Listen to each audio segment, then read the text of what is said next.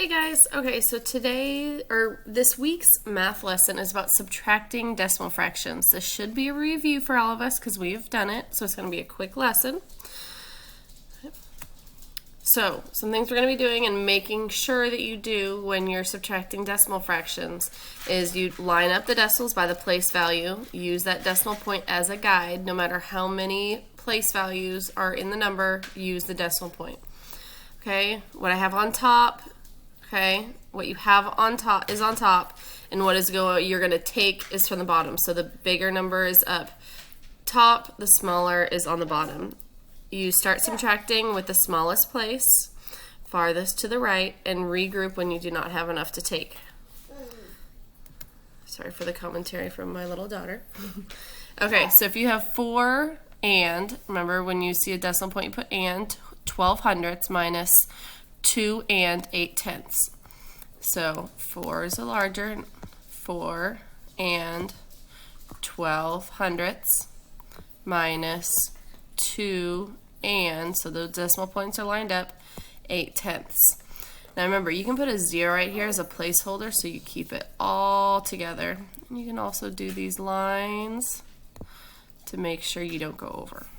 Okay, 2 minus 0 is 2.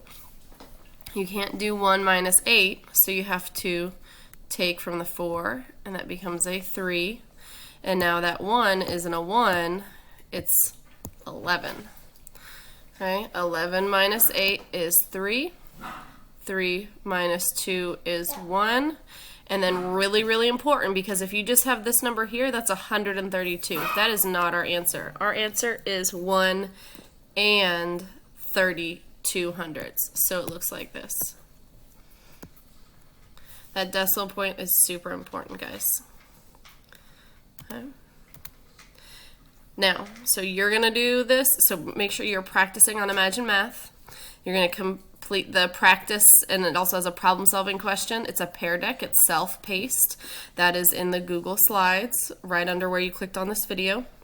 And then you'll go into and complete the performance task. It's just an assignment on Google Classroom. You go to the classwork tabs and click on subtracting decimal fractions. And that is it for the week, guys, for math.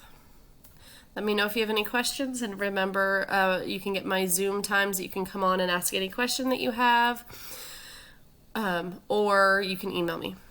Bye, guys. Miss you.